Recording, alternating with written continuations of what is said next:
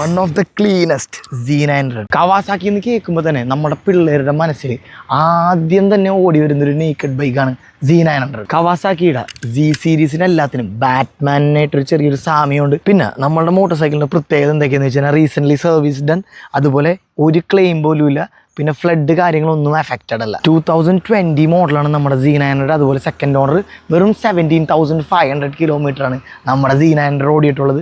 വെറും നിങ്ങളുടെ കയ്യിൽ 1,75,000 rupees ഉണ്ടെങ്കിൽ നിങ്ങൾക്ക് ഈ വണ്ടി ഇറക്കാവുന്നതാണ്.